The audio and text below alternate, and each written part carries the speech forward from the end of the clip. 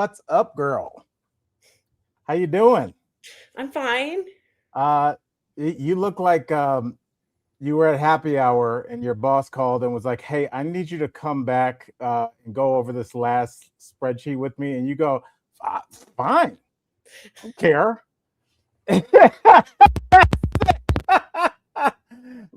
What's going on, Mama? I missed you. Um, Everything's going great, but if you guys didn't know, does everyone feel like the chat is working properly? I want to make sure because yesterday they didn't feel that way. Yes. Okay. And Smash the you, like button. Tori, and I'll tell you this. First of all, shout out Brandon. Yes, please like and subscribe. We need you guys to tell people so people can find us. Tori, I'm getting mad at myself yesterday because I was like, I swear I'm in the right room, but I didn't see any chat. And usually there's like a chat, and I was just like, we were at Showtime, and I was like, I'm in the wrong room, and it was the chat that was wrong. The chat was messed up yesterday. Oh, okay. Yeah, Okay. that because I was reading the comments before we started the show, and people were saying, like Julia says, hopefully the chat will work today. Emlo said, chat was crazy yesterday. I could see mine stacked up, but very few of everyone else. And I mean, you guys don't understand how much I internalize failure. So even when I go pick SAR up at 5 o'clock, I'm like, I don't want to do the show. I was so mad. I was fuming. And now I feel better that it was StreamYard. Al, you're always in the wrong room, says Wisdom with Mrs. C. I agree. But you know what? Yeah. He's in the room. That room, whatever room Al's in, he's in the right room. I need to be honest with you guys. Al, You should be my press secretary. Totally. Yeah, that'd be good. Totally. I do need to be honest with you guys. First of all, happy Friday, Junior. We had one of my favorite brands on Colorado and Company. They're going to be on tomorrow. You're going to see it. It's called Red Rocks Vodka. Shout out. Cool. You can see that cool Red Rocks there. They're the official vodka of DU. Yeah, Denver University. Pioneers. Yeah. And you they said it like it was an online university that Ted Cruz hawks or something. Well, anyway, they were on the show. They brought in some whiskey, some vodka. We're going to do some giveaways, you guys. But I had a few drinks because Jazz was also in the studio from the Langston Hughes Project, Dr. Ron McCurdy, and he was reading poetry and playing the trumpet. So there was a lot of like cool, like bar stuff happening. And I'm a tiniest bit tipsy. Yes, that usually the person that hears that aren't colleagues. They're the police officer that's nodding as another patrol car pulls up behind you. Yes, of course I know you didn't drive, but like whenever, yeah, feeling no pain. That phrase was said by a bouncer at the Tampa Bay Improv 15 years ago, and I've said it ever since. You're like, that guy's feeling no pain. I'll tell you what it is. I don't care. I mean, he wouldn't be mad. It was do you remember Gary Valentine? He was Kevin James' brother. He was like on King of Queens as like a cousin or something. But anyway, he was like King of Queens was so popular, even the side characters were popular. And so yeah, it was him. Gary was like a little guy like Kevin, and he would get it in before the show, and I'd be like, you got to talk for 2 hours, bro. You know, like I'm not anybody's daddy. I'm drinking too. I'm just like, dude, I can fake it. I can fake it too. I can fake it. Yeah. I can make it, and I'm excited. And but anyway, guys. It's like a throwback to Tipsy Tori, which was an original premise of yours. That's correct. I gave you tips while being tipsy. It's on YouTube. You guys should like it. They also have whiskey if you guys are not a vodka drinker. And I have 4 of these to give away. We will come up with maybe like a riddle you have to solve or something. We just don't have that yet. But I want to give a shout out to Red Rock Spirits. They've been really good to us, and we're going to do a giveaway. Yes. And some friends from work goes, "What's your BAC, hun?" Do you know why I love Sar and her friends? Is one of her friends who I love, no names. She got into breathalyzing herself at the like when they're out, and so just they take their BAC while they're out, and then report back to me. Do that. I didn't know people like had a breathalyzer with them when they went out for drinks. I think that's become more normal. And also, Julia says, are you ready for this, Al? Me too, Tor. I went out to lunch and had a Hefe beer. Oh, there we go. Julia, yes. I can't wait. I'm so excited for today's show. Yeah, I am. I'm very happy, that my girl is tipsy on a Friday. Junior, Tori, you missed a lot yesterday. I talked about how, I talked to my daughter. She's in Philly. It was freezing cold. But you know what I realized, and this might be too deep for the intro, is that my sons are very special and unique individuals, and my daughter is me. Oh, really? We are so much alike. It is, she is a much better. You remember like Terminator 2, that Terminator was way better than the stiff Arnold. That's how she is. She's like, oh, that's me without all the damage and self-loathing. Yeah, Package. yeah, all the baggage. Yeah, she just is. And I was just like, she grew up West Coast and then down south, Georgia. And I was like, how are you dealing with that weather? And she was like, at first it was really rough, but I kind of like it. It toughens you up. And I was like, there we go. The beginnings of an East Coaster. She's she's a real one. She's like very sweet and quiet in a few words, but she's a super tough but sweet person. And it's a really and you have a personality like that too, where you were very sweet to people, but there's an internal strength to you as well. I hope there is. I don't know if there is, but I hope there is. If there wasn't, we wouldn't be doing the show right now. Okay. I would be asking somebody when visitor hours are. And you're like, I'm ready to do the show. We haven't done DBL for 18 years, Tori. I know, but tomorrow I'm ready. No, you're a tough girl, and I love you, and I respect you, straight up. Thank you. I appreciate that a lot. Yeah. All right. And you turn that a lot into, a couple different syllables. Now, Tori, what do you got going on this weekend? Because I'm dipping out to Arizona. This is Sarah's Hanukkah, Christmas, New Year's, spring training starts. So we're going to Arizona. This is her Mecca. So yeah, I'll be down there watching some minor league baseball in like smaller stadiums. You should go with us next year. I would love to. I wonder if you could tell us from Arizona if you want to do a show or not, but how big the Nancy Guthrie case is looming in Arizona. I would love to hear that.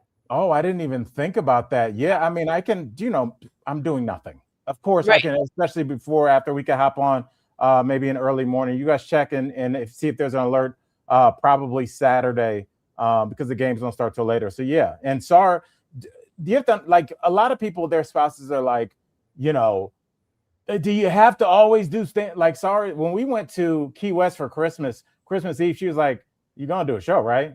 Are you going to be a puss? You're not going to do one? No, okay, puss, go ahead. And next thing you know, I'm like, what's up, colleagues? Yeah, Sarah will make sure. So yeah, I love now. What is Michael Dean saying? I hear Savannah is heading back to New York City to be back with her family. That's got to be tough. Wow, that's definitely meaning something where she doesn't need to be in Arizona at the moment. Wow, yeah. That's really tough. I do want to say to Colleen Kennedy, she said she saw Stevie Nicks at Red Rocks, which is, can you imagine? Oh my, that's amazing. That's unbelievable. You have to go as long as you are healthy and able-bodied, and sometimes even when you're not, you got to go. Red Rocks has a ton of space, and I'm sure other venues do too, for people in wheelchairs. If that means, hey, I take a half step every hour, get there at 10 a.m. You'll be there for showtime. It's very important to hear live music around people. It's sports gets all the love, but like sometimes you go to a concert and you're like, this is a special thing going on, and it's just for us, and it only exists now. So that's exactly right. Yeah. All right. Well, Tori, do you have any thing to report? You have some organizers coming this weekend, something I'd never heard of. Why don't you talk to the colleagues about what's happening this weekend? So I'm going out with friends on Saturday, and then I'm trying to make plans maybe with Michael Dean on Saturday night, whatever. But Sunday I have the B organizers, BEE, like bzz. Yeah, bzz, the bees. Okay. Anyway, you guys know when, wake up, Al, wake up. You guys know when you're in like kind of a depression, you kind of like, it's really hard to like make your space special. Yeah. Mm-hmm. It becomes a reflection of how you feel inside. Absolutely. Totally. So I'm asking them to come. It's just a few hours, and they've been on my show. They're excellent. If you're in Denver, they're really great. BEE organizers. And they're just going to help me so that I feel like my space can be clear and I have clarity, and they're going to help me with some things that are hard to put away. And like from my mom, so that I don't have to go through every single thing. Oh yeah. So yeah, so I'm getting that done on Sunday, and then speaking to a life coach on Sunday night. Okay. All right. Well, that's cool. Our friend of the show, Corinne, just texted us. My ringer is still on. Okay. So we are going to trivia tonight. Before we get to our main story, we want to say prayers up and a peaceful transition to friend of the show, our former producer, Chris Clark. His mother passed away at how old, Tori? 102. 102. A great lady, a life well lived. And we're going to name our trivia team after her tonight. So, yes, shout out. What a great woman. And both his parents lived pretty long. His dad just passed away. And I think they were both his dad was like 90 something, right? Correct. Yeah. Yeah. Okay. I'm just saying, like, he only made it to like 95. Yes. Shout out to them. They lived an incredible life. All right, Tori, let's do it, bro.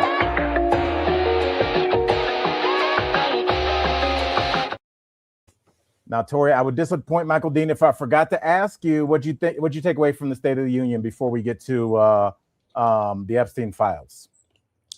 I thought it was very long. I thought it was a pretty bloated speech. I think Al Green holding up a sign that says "Black people aren't apes" was a big moment, and then Republican Congress people tried to rip it away from him. Right. He was escorted out of the building, obviously, but I thought it was interesting when Elizabeth Warren and a lot of Democrats stood up.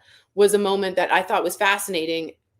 Trump wants to end insider trading for Congress people, including many of the Democrats that have also had a issue with insider trading. So Elizabeth Warren stood up, Democrats stood up, and he was like, "Oh, look at that." And then he said, "Did Nancy Pelosi stand up?" Because she's well known as being someone that made a lot of money on the stock market from that. Right. But did Marjorie Taylor Greene stand up? She's gone. She's not there. But I know, but Nancy Pelosi's gone too. True. Michael Dean wants to know, did Dems make a mistake not standing when Trump asked about protecting American citizens? I don't think so. I think it was obviously very coercive, and it was a way to make your opponent, because there's long been this thing where I felt that as we've gotten deeper and deeper into political discourse, it's not like, oh, Tory disagrees with me on school funding. It's now Tory eats babies. Al wants all insert religion here to die. And it's like, and so he knows his base. And so he can now go, I guess Democrats don't care about kids. I guess Democrats don't care if you get the things that he was saying was very, and you know who he got that from, and I thought about you, Tori, was when Biden made them stand up for Social Security and said, which one of you guys will go up to Social Security? And they were like, note to self. And the best form of compliments is redoing it your way. Yeah, that's how the phrase goes. That's it. You said it perfect. How does it go? I forgot. My brain's the best form of. The best compliment is flattery is the best form of compliments. No, that's wrong too, buddy, lady in red. Let's go to our colleagues, because Lord knows we're dumb. Flattery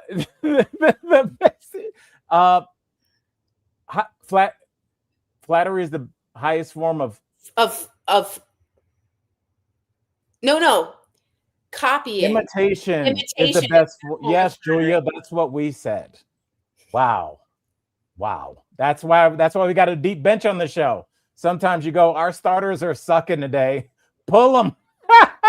If Julia did the show, if Michael Dean was like, I'm subbing Julia in, I think me and Tori would be like, all right, you could have given us. And she's had a Hefe beer. I'd be like, yeah, we were just warming up. Julia. All right, Tori, now we got to talk about the Epstein files. Have you heard of them? No, who's Epstein? It's so weird. It's this new story. The DOJ is going to recheck the Epstein files release after missing, and that's in quotes, FBI interview reports are flagged.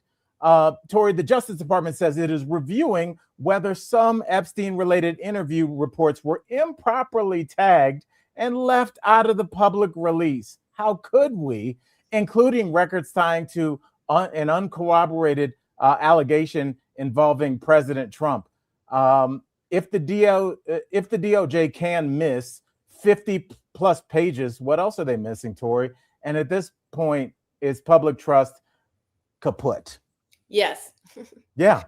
What if you just then turned your camera off? I'm gone. I need to leave. I'd be like, you guys heard her. You mean the Surgeon General right now that's being questioned by the Congress is not even a licensed doctor at this point. So we're beyond not trusting. He's like Dr. Phil? She is. And she's like, or I don't Dr. have my license, but Dr. Dre. That'd be great. Anyway, let's talk about this. Something tells me that they realize they're in deep doo-doo when they admit to a mistake. So when they say we're rechecking or there's something missing, that would have dropped within the next week. That would have leaked. The New York Times has it, the Post.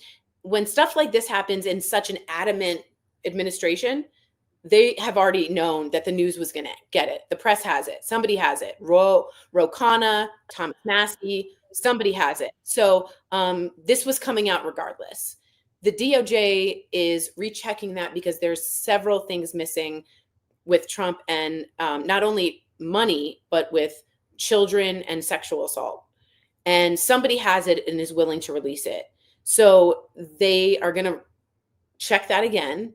But I just want you guys to all know that Ro Khanna, who's a congressman, Thomas Massie, Republican, Ro Khanna, Democrat, they made something called the Epstein Transparency Act, in which you couldn't redact politicians and you had to redact victims or survivors. And they did the opposite.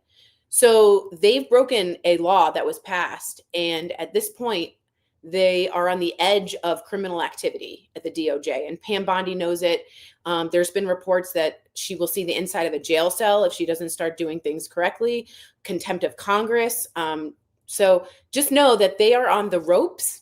Is that what you call it? On the ropes? Yeah. Mm-hmm. Yeah. I don't think they're on the ropes means like it's a boxing term, like you're getting pummeled and you're on the ropes. Yeah, you're on the ropes. Yeah. So they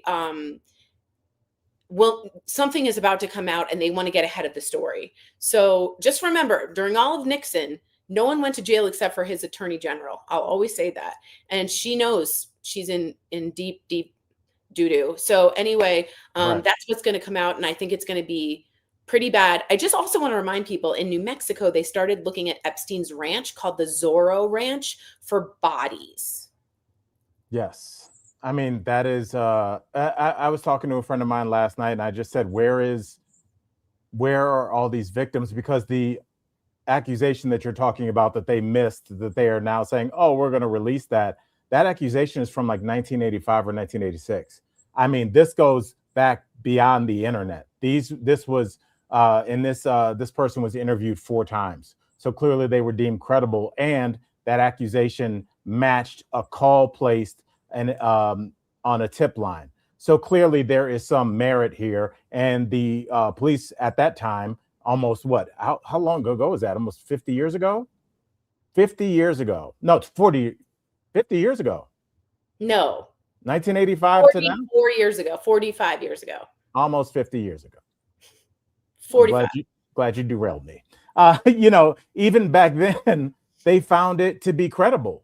And I don't even think that they were being very secretive when it came to, they announced 3 months ago that they had FBI agents and were hiring in people to work round the clock to redact his name. And I'm sure at a certain point they were like, this entire page is about him. We can't even redact. So now you just got to delete. And I think that that's where we are. But what they try to do and what I figured would happen is people have had access to these files, Tori, for years. So it's like if I give you my phone for whatever reason, we're doing some work on the podcast, and you have access to it for a long time, you download stuff, and Sar wants to see my phone, and I've deleted some text I just don't want her to see. And she goes, I swear I saw a text that I didn't like. And then you go, oh, I have that downloaded. Here's the actual list, non-deleted. All these people have seen this. And so the idea of just deleting your phone, first of all, it never works in real life when you're cheating. Guys, your girls are not dumb. They figured that out like 10 years ago. But yeah, check your deleted files, fellas, and then call a lawyer. And it's not just America, Al. Iran has said that they have videos. France has said that they have videos. England is releasing Andrew's videos. They said they will be releasing Andrew's videos and photos. That is what taking accountability looks like. We're going to see some sick ass photos with Andrew on all fours on top of a passed out girl, and they're releasing that. Yeah. And that's part of their royalty and monarchy. Like, good for them for owning up to accountability. We haven't even asked Leslie Wexner, who's been seen as a co-conspirator, what his deal. No one even has talked to him. So I just applaud. I saw one interview with him, and he was doing what I knew he was going to pull. The same thing, and I blew a gasket when this guy was let off. The CEO of Abercrombie and Fitch, who was, because it was kind of running concurrently with the Diddy situation, but Diddy was obviously had a much higher social profile, and the guy from Abercrombie and Fitch was forcing young male models into sexual acts that they did not want to participate in, and he had armed gunmen in the room. Wow. And when he finally came, it came for him to be held to account for those charges. They were like, he's experiencing the first few stages of senility, is not fit to stand trial. And he flew away in a private jet, and you've never heard of him again. Wow. And I saw the Leslie Wexner had an attorney literally in his ear, and he's just kind of like, did you hear what it was? What was he saying? So they have the audio. It was a hot mic issue. I didn't verbatim. Are you guys ready? So bad at everything, Tori. You're so bad. I do not mean to curse, and I'm not a cursor, but this is what he said. I will take you down if you say one more fucking sentence that has more than 5 words in it. And he Leslie laughed and looked at him, but it was like a direct threat to shut his mouth because he kept talking and talking and talking. But there's so much to hide there, and it was incredibly. You could see the lawyer just being like, do not say one word more. You're on the edge of putting yourself in confession. It was like that. So it was very, very interesting. But yeah, other countries at this point have taken. The Norwegian prime minister was not only let go, he was arrested. Wow. And it's like, not us, not even an interview. Well, I mean, but again, they have people in positions of power that care about the dignity and the structure of this organization moving forward. If everybody in the organization only cares about themselves in this moment, that they could care less if the whole thing falls apart like a house of cards, 60 seconds after they're out the door. And I think other countries have the foresight to be like, hey, this was a really bad mess up. We have an incredibly flawed political organization in office, and there's a lot more steps that they could be taking. I've always questioned the Democrats and their real push for this, because I know that they have to wait until the midterms, but I would let them know the day that we are back in power in any way, Pam Bondi, we're going to see you. We're going to see you, sis. And yes, we're going to make sure it's state charges. We're going to make sure that there is not a way for you to be pardoned because we learned our lesson. Maybe you should have learned it the first time, Merrick Garland. But, that's all water under the bridge. And what is so important, Tori, moving forward, is giving people the idea that Democrats actually give an F. Because right now I think that there's more internet sleuthers that have gone out of their way to find things than Hakeem Jeffries. Where is he? People say he's in the Epstein files, and I'm not even kidding you. I do want to tell you one last thing is that Larry Summers, very famous at Harvard, has been all over the Epstein files. He himself has resigned. And so you see private institutions taking accountability we see that. The Sultan was arrested and stepped down from DP World, which was a global enterprise. But again, nothing within our Department of Justice. And you started this podcast by asking me, do we have trust in our government? This is why we don't. This is why we don't. I will say this, and we're going to move on. But the one thing that I do have faith in is that these are people that are incapable of thinking about anybody but themselves, including Donald Trump. And what I mean by that is people flipped on Al Capone, and Al Capone could do a lot. People flipped on El Chapo. those are people that could do a lot more damage Yeah. to you than Donald Trump could. He could get some negative emails and texts sent to you. El Chapo's coming for everybody's head, the kids too. And people still flipped on them because there was enough pressure applied to the right people. That's you go right. after the accountants, you go after the middlemen, the hitmen, and once that starts to topple, once me and Tory are kind of co-conspirators, and I've heard that Tory is snitching for a better deal, I already was not your best friend. Now I'm like, and then she told me to do this. Go on. There's a key under her mat. You know what I'm saying? Like, you're going to start. So, like, if any pressure is applied, these people clearly can't defend themselves, Pam Bondi, but the Dow. Totally. You know, But so the Dow, like, let's get them out there and get them talking. And speaking about talking, Tory, a former Secretary of State's been doing that today.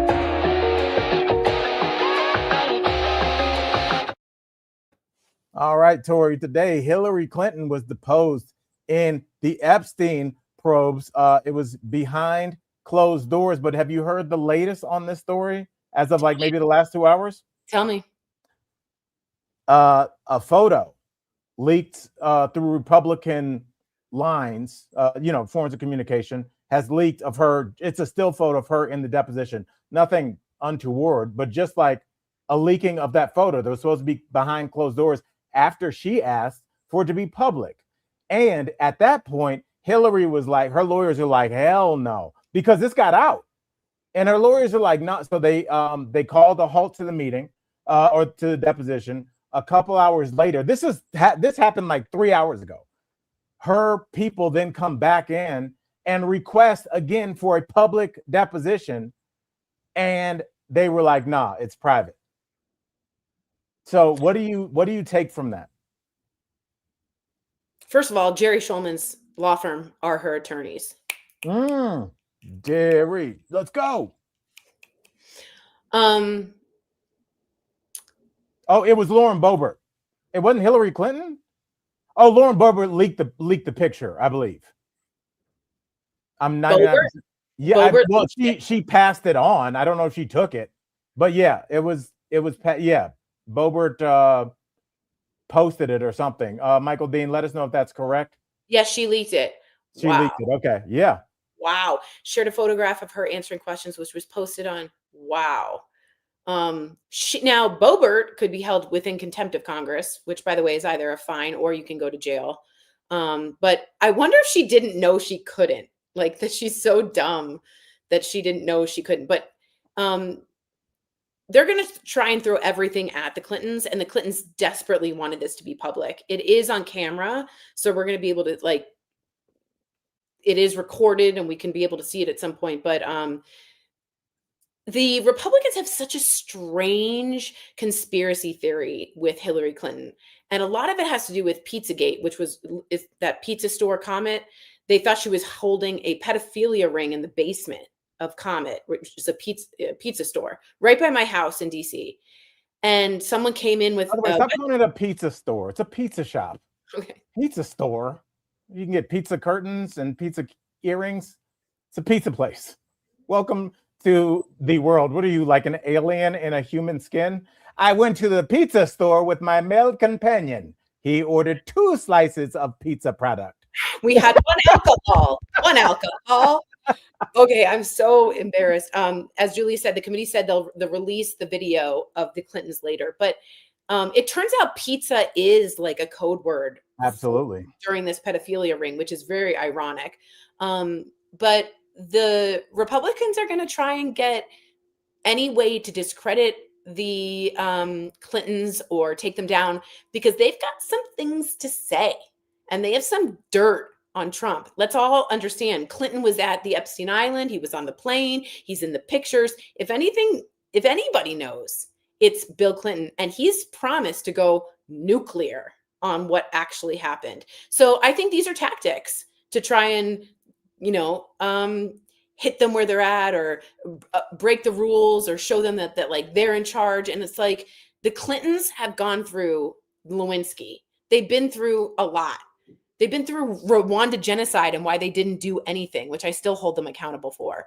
But I don't think this will phase them. I think they're ready for any kind of like Republican moves. And I think they're ready to take him down. I hope so. When Bill Clinton comes up and testifies on camera about what happened, I want to be like this, just like popcorn, like what is happening? He knows where all the bodies are buried.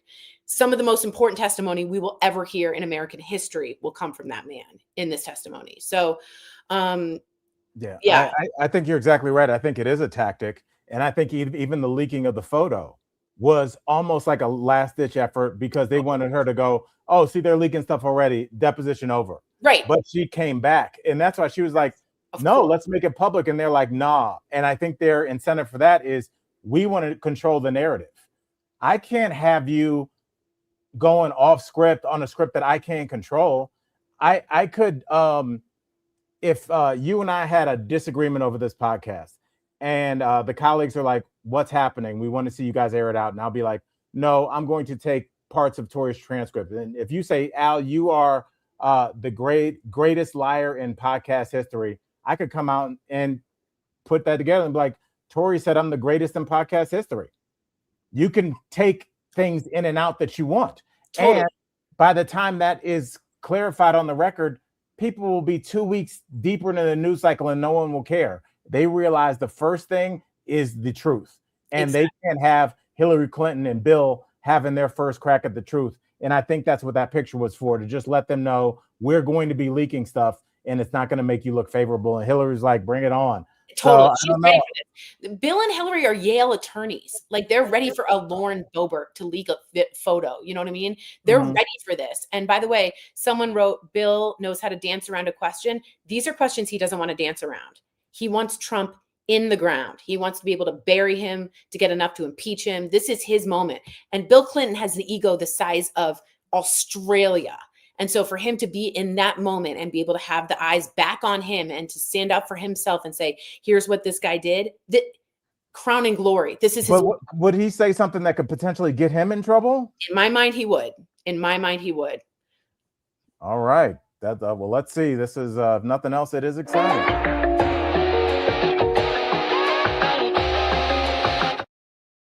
Someone wrote, it's called a pizzeria. I don't know if I've ever called it a pizzeria. I feel like I would only call it an Italian one pizzeria, where it's like when I lived in New York and went to like the Lower East Side, I would be like, yeah, we're going to a pizzeria. I would never say that. I lived on the Lower East Side for years. I'd never heard anybody say that. We're going to go to a pizzeria tonight. Who is this cop? Okay. All right. Tori, a chain reaction DEA probe gets everybody asking the question, why is everything still blacked out? Senator Ron Wyden is demanding answers about a long-running DEA investigation referenced in the newly released documents, raising questions about possible drug trafficking, suspicious transfers, and why key details remain heavily redacted. Are the redactions protecting the victims or protecting the powerful people? I said this yesterday in my rant, Tori, about cartels, and that was when the whole Mexico thing, we kind of followed up on that. The U.S. has no interest in stopping the drug wars because a lot of money is generated from that. They then take said money, whether it's from the profits or from the retrieved contraband, and they use that as dark money to fund their little projects. And so I don't think that the U.S.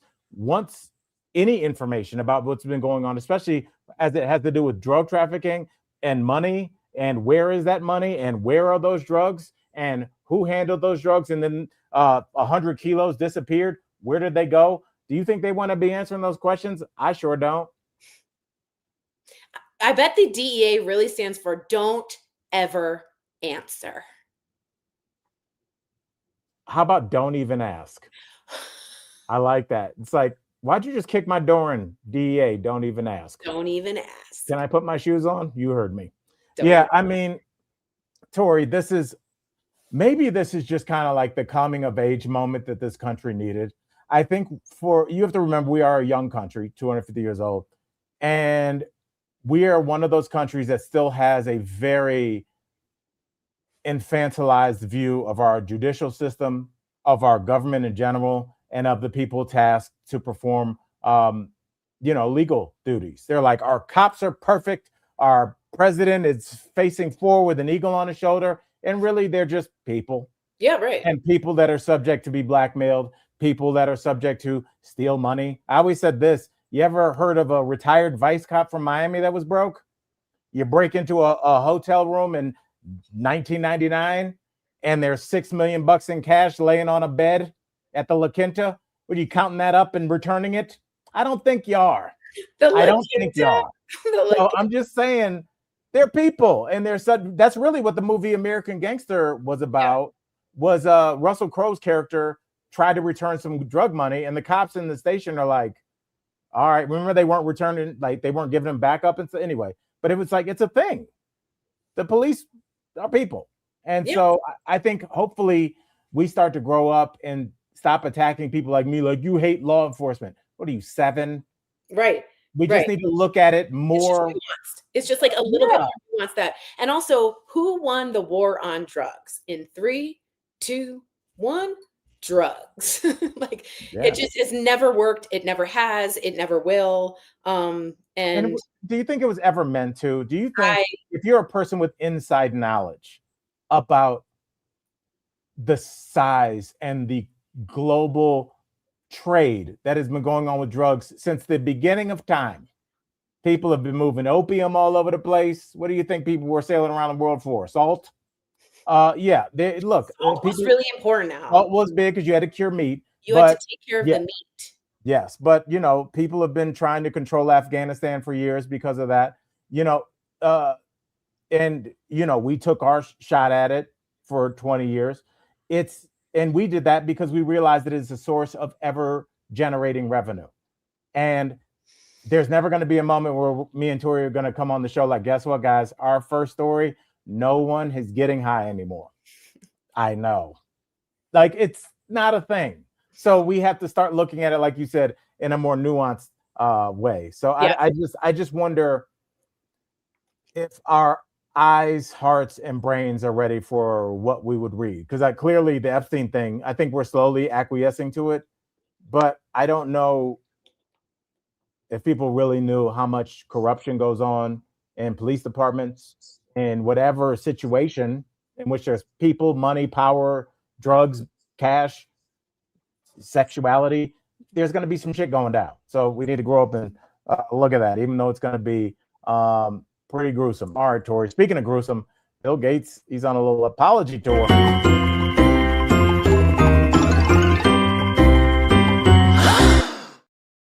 All right, Tori. That's what Melinda Gates did when she read some of the redacted files. Turns out he was not Microsoft. Yeah. Oh, more than anything, there was in the email that Epstein just wrote to himself for blackmail. He says to Bill Gates, you send me an email telling me that I got you the clap, and then go on to describe your penis. And what a square that, like, he didn't know what to do. So he emailed the guy on an island like, my dick is burning right now. Even Epstein, maybe the worst person who's ever walked, was like, dude, go to the Walgreens. What do you want? Buy it and take every pill they got till it works. Like, what are you doing? Oh my God. Okay, so let me just say something. The idea that he thinks that this would work is laughable. He's like, yes, I had sex with 2 Russian women during my marriage to Melinda Gates, and that's it. And I would like to apologize. We're like, dude, if that is what you're admitting to, that's the G-rated version. Like, it's the equivalent of like when you get pulled over and the officer is like, have you been drinking? You go, I have 2 beers. I don't know why 2, because 1's not believable. You can't say 3. Like, I had 2 beers. But yeah, go ahead. You were talking. Sorry. No, I was just like this guy doesn't seem to have any kind of thought process as to what the public will actually think. And first of all, to hide it all these years when Melinda Gates was like, come on. And to second, to be like, yes, I did it. I made love and had intercourse with 2 Russian women, that was it, that we think that that's going to be the end is laughable. And look, I don't know if anything is going to happen to Bill Gates, if we all look at him very differently. His children have to grow up with this, but he's a dirty, dirty man. Anyone involved this deeply getting And the we've clap. got the emails to prove it. And we have the emails to prove it. Like this isn't, if you think that's going to cut it, like you're way off, dude. Like how tone deaf are you that you're like, if I admit to this, we're good. And like, I know the Bill Gates Foundation has done a lot. It's cured basically malaria. It has mosquito-borne illnesses. It's taking into account clean water for just dysentery. And like, I appreciate what they've done, but you're a dirty, dirty old man. And Sound like you were saying that to me. I'm scared that somebody's going to cut that and be like, told you guys. Yeah. Tori, you said something and it made me just now, and it made me think about what I heard from this this podcast I listened to about how people launder money. That's what a nerd I am. And he goes, there used to be gangsters who launder money through literal laundromats, strip clubs, anything that accepts cash would be a way to launder money. But when you're laundering large amounts of money, and you made me think about this with the Gates Foundation, he goes, we don't call them gangsters anymore. We call them philanthropists. I never thought about that. And he was like, pretty much every charity that you know about is total bullshit. Wait, I never thought about that the Gates Foundation would be used for that money. Because what makes more sense? You know what I do, because I spend a lot of time by myself, is I go explain it to an alien. So a person lands, they say, tell me about this Epstein or Bill Gates. He was involved with this really gross guy. He cheated on his wife. He gave her an STD. He was involved with this man for years and years and years. But his foundation was untouchable, impeccable. He would not hear of it. Anybody that's that dirty all the way around doesn't have any part of their life that's like, but that's pristine, that's untouchable. Wow. If you're a dirtbag, your charity scams is going to be BS. Me and Sar started watching Boardwalk Empire last night, which is about prohibition. And it starts off with the guy that's the biggest bootlegger in New Jersey at a women's church event. Hello, ladies. I believe it's like, it's all BS, but you cannot. No, he did solve certain things, I have to be honest, but you're right. This was probably a way to launder money. And I agree with Run for Funds, who says it's too late to apologize about doing business with Epstein. It's way too late for that crap. And to think that this press release would be okay is, again, it's laughable. That was like, his thought was like, we're good. Yeah. What do we say about having DEI? Like you need like somebody that's not a corporate PR person. You need somebody that's like been in the streets to be like, that's not gonna fly. No, but this person, I flew in on a private jet. They said, I'm like, I've been in these streets. Bill, that's not. We gotta think of something else. William Gates, you gotta go. I gotta hit him with his middle name. That's all right, Tori. Here's something. This is a legal nerd like yourself will love it.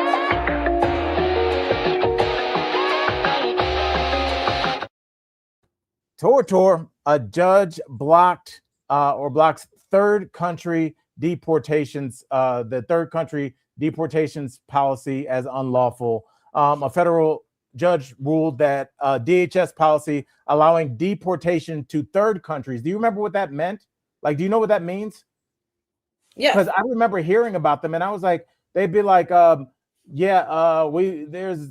we found an undocumented person in Detroit and we're sending him to Ghana. And I'm like, what? Yeah. So that's what they're talking about, correct?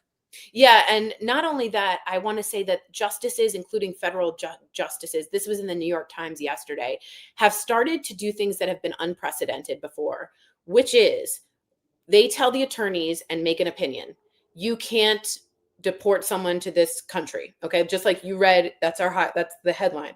Or for instance, yesterday in the New York Times, it said this judge said this man cannot be taken and deported. He was taken to El Paso or El Salvador. I think it was El Paso. El Salvador. That's where CCOT was. Yeah, and all of his effects were taken, and the judge said specifically his stuff could not be taken. So she called the attorney in, And she said, "What makes me think I shouldn't put you in contempt of court?" Remember, that's the last accountability a judge has. Very rarely used, especially on the attorney. Right. And he couldn't answer. And that judge put that attorney in contempt of court.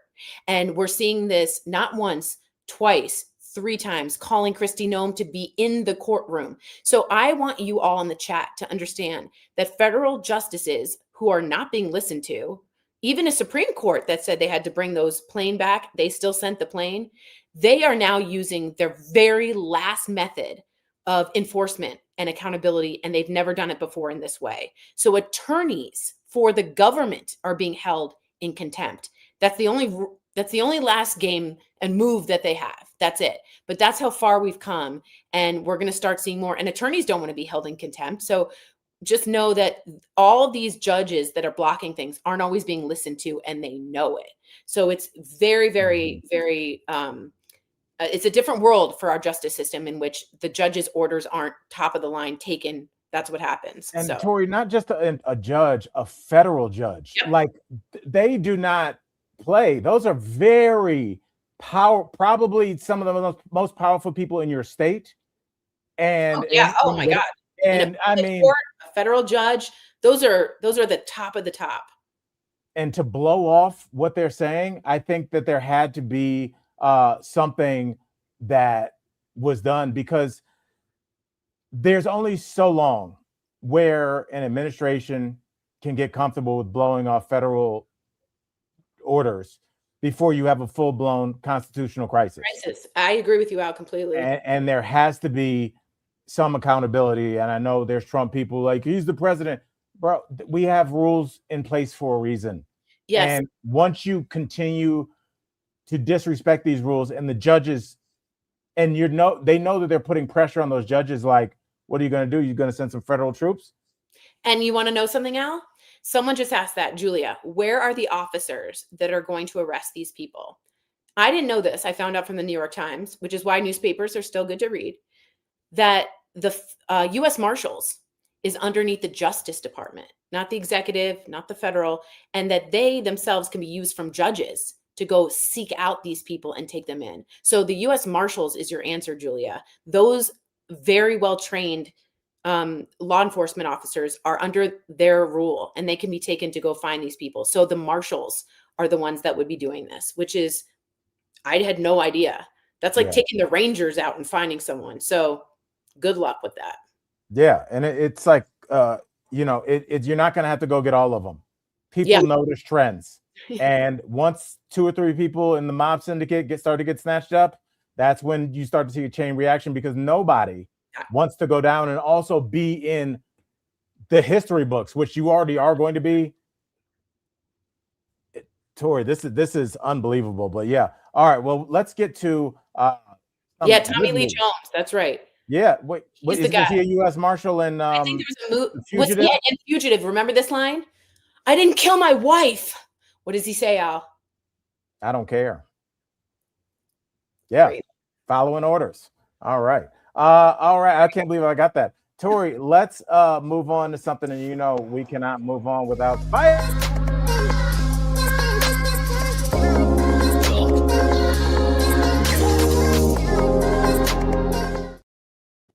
Oh, what's up, colleagues? We cannot keep it moving on this show almost every day. If it wasn't for Spider Moving and Storage, they've helped Tori and I. We only get behind people that help us move and help us get buzzed before the show. And shout out to Red Rocks Vodka. But if you're sober and you need to move, do yourself a favor. Let us know that you gave Vlad and those boys a call. They are fantastic. Call Spider Moving and Storage at 720-545-3187. And Tori, we're moving on to some good news. First of all, you saw the women's hockey team won the gold medal. Yes, excited. Did you watch the game? Yes, and I heard the men's team laughing with Trump about inviting them to the White House, which they declined. Way to go. And they just had a better dinner than McDonald's. I couldn't believe, when Sar told me that, I was like, I almost got it. I was like, stop lying. Not only that, they had Italian food with Stanley Tucci. So they had gourmet food with like the king of Italy, and it was like the classiest event. And the other guys were served, chicken McNuggets on Lincoln's like serving tray. And Tori, it's not like McDonald's where, oh God, I'm starving. I'm in the middle of nowhere. Let me grab some McDonald's. This is McDonald's that has to be, tested for any kind of chemicals, any kind of poisons, anything somebody might be trying to do harm to the president or his friends. He's And then, famously worried about being poisoned, by the way. right. And so while they're doing that, guess what's happening to the McDonald's? It's starting to suck. Yeah. You have a 91-second window to start eating McDonald's in the car immediately. I have never eaten McDonald's in this house. It's insane. McDonald's is so gross. Your sadness comes like right away, and you're like, yes, I got to take this down right away. Yeah, and I do want to give it's the gift and the curse. It's fresh out of the window. Those fries, can't mess with them. No, but, and the crispy Diet Coke as well. I do want to say Flavor Flav, who has always been the Olympic hero, supported a water polo player, by the way, last Olympics, and became the water polo like mascot for them. He was like their big cheerleader, He has offered in Vegas to take the girls hockey team that didn't get invited and have this massive party for them in Vegas. And I think what a great guy. And they're going to have so much fun. And what other companies are going to step up and be like, yeah, we want to help. We want to help. We want to help. So just a shout out to Flavor Flav, who I never thought I'd be like, way to be a supporter of like women's sports and athletics in such a strong way. So bravo to him. Absolutely. Flavor Flav has had such an interesting life, from his open struggles with drug addiction to, being world famous with Public Enemy. And then he really is the godfather of reality shows. Totally. With Brigitte. The godfather. With, what was it, Strange Life? What was that called? With like living with like loving Flavor Flav. That's how I kind of found out. Yeah, but that show came from Surreal Life. Remember? Yes, that's where he met Bridget Nielsen. Right. And then from that meeting, then he got Flavor Loves Bridget or whatever, then that spinoff. And then when that flamed out, he got Flavor of Love, where they brought in 16 new. And that is kind of the format for The Bachelor. Straight up. Totally. And so from that, now he is, on the right side of an issue that I think whether they realize it or not, the White House really turned off a lot of Americans, because we don't like to see our political party shit talking our 19-year-old Olympians, no matter how you feel. They were asked a question. What are they supposed to say? And to have them on record of them all laughing, like what a moment in time that we have on tape of the Trump and the guys in locker room talk laughing at the women who just beat the same Canadian. I mean, they did just as much as the men's, and it's like, what assholes, what jerks. So it's a bad look, and I really hope they have a great time in Vegas. And I will say this, because, I think it's easy and should be noted, and I believe the men's team should be piled on. But also, you have to remember that these are kids. Those are young guys. And yeah, but not the president of the United States. Can you imagine? I mean, first of all, to have your moment taken, I thought it was so, everybody made fun of Cash Patel chugging beers when they won. But this has been part of a greater plan with these nerdy politicians injecting themselves in every part of our life. Oh, do you want to have a beer? If you have a Bud Light, that means you support trans issues, which also cool, yes. But also what? Anything that you touch is now political.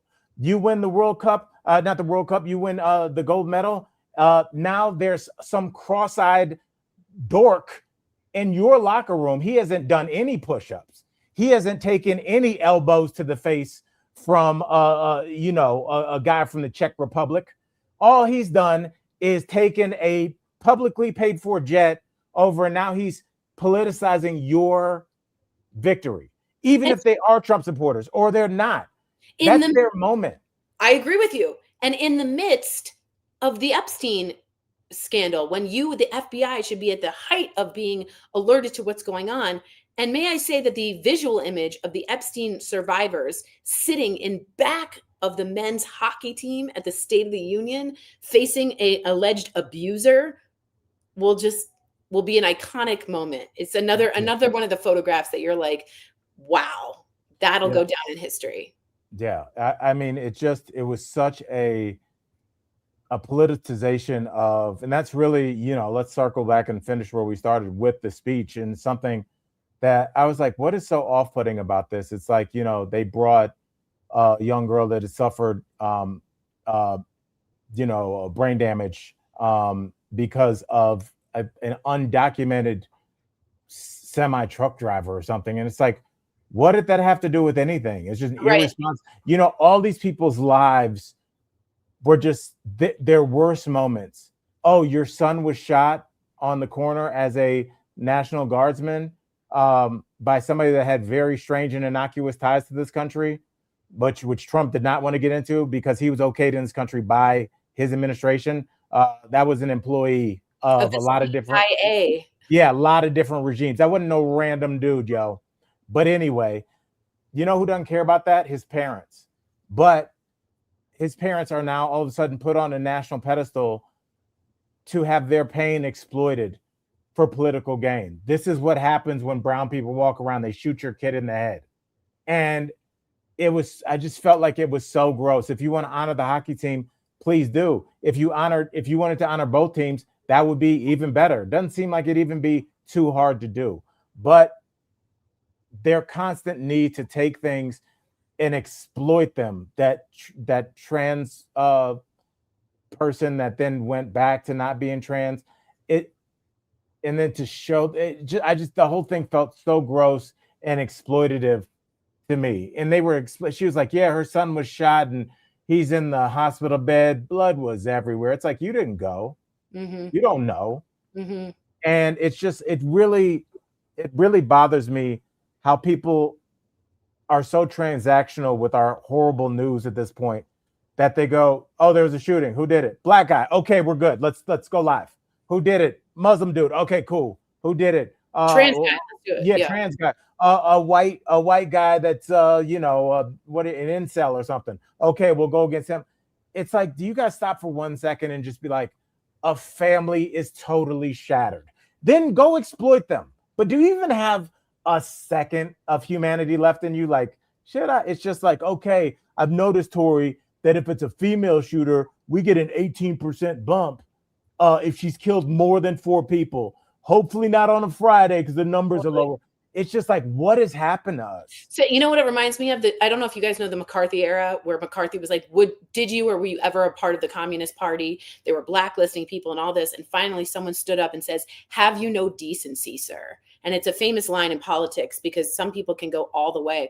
And I want to shout that so many times when I was just like, have you no decency? And I don't think he does. I really think that there's a clinical, pathological, narcissistic issue in which he doesn't have decency, and he learned from Roy Cohn and Roger Stone how to play the game. And it's just, there's a lack of any kind of decency in this world that we're in. And it's very scary, and it's hard to find the good things. That's why everyone got obsessed with Punch the Monkey. Oh, yeah. Oh, Tori, I didn't did you see the follow-up story? Now he has a bodyguard, but they tried to switch out the stuffy, and everyone's like, does anyone at the zoo have children? Like, don't switch out the stuffy. Keep the stuffy. Just wash the stuffy. Oh, wait, they tried to. Okay, here it is. I meant to post. I was going to do this on Wednesday and didn't get to it. Okay, this is on TMZ. It says viral stuffed monkey sells out on eBay after going viral. And IKEA plush toy is officially swinging into resale madness because some retailers are asking for serious cash after the retailer sold out. I'm going to try and show. Sorry for the high tech part, guys. Deal with it. We're a family here. Your dad got laid off. All right. So don't get those expectations down for Christmas. It's about family. The frenzy started after viral photos showed Punch, blah, blah, blah. And thank you, Michael Dean. Michael Dean's so classy. I prefer mine. Well, IKEA has now donated a lot more plushies to Punch, But I'm just like, don't change out the plushie. Like, that's important to him. The smell, like, he groomed the plushie. Like, they just went like this with a new plushie and then took the old one away, and he has discarded the new plushie. He does not care for the new plushie. Well, And so, Tori, I care about the money. So I need you to tell me what you think these are going for on eBay, my darling dear. like, $5K? Oh, no, just $350. You went really high. Wow. Yeah. So, yeah, it's one of the most sought after toys of the year. And I believe will be one of the biggest Halloween costumes. So we will keep of eye out course. for that. Yes. Punching the orangutan, the orangamama tan. No. How many people do you think are going to go as Pam Bondi? The Dow's at 50,000. Yeah, that's a good call. That's a really. I mean, that kind of goes back to what I was thinking about when you were saying like how inhumane and sociopathic some of this administration's moves have been. I was more like also their ability to surround themselves with people that are also like Pam Bondi. She didn't glance back at them survivors. Do you think she drove home and was like, "Oh, I should have"? She was like, "Anyway, is Panera Bread still open?" And if you go in Halloween and you go with a group of girls behind you, all raising their hand, and you just don't look back at them ever, like what a recreation. But also Kash Patel, like chugging. That's going to be. That's going to be Kash Patel and a Bud Light or whatever he was drinking. Yeah, I mean, I saw something about, I read something about America years ago, and I've seen it happen over and over again. And what this person said, it was a Black poet, and they said, America takes your anger and it sells it back to you. I bet that's Baldwin. It sounds like Baldwin. Yeah, probably is. And it's just like, you see it everywhere. And I remember, like, I read that so long ago that I was living in New York at the time, and I saw a t-shirt that said, New York effing city. And it's like, that used to be like, it used to like symbolize like a toughness that you needed to live in the city when it wasn't safe in the early 80s. And they just take it now and sell it to tourists walking around a completely blocked off, completely safe Times Square, which I want it to be. But just like, they just sell you the remnants of like what the culture used to be, what people used to be upset about. Remember when it was straight out of Compton, which meant, I'm from one of the worst areas in the country that was done on purpose through redlining and the introduction of drugs and the removal of food. It was a food desert and job desert. And what happened? They started selling t-shirts that said straight out of Vermont. Straight out of Disney World. Yeah, straight out of New Hampshire. And it's just like, no, dude, it doesn't make any sense unless you have it, but people don't. They're like, I like the t-shirt. And maybe that's kind of what it was. Last thing, I left the grocery store today and I saw a woman with a Nirvana t-shirt on.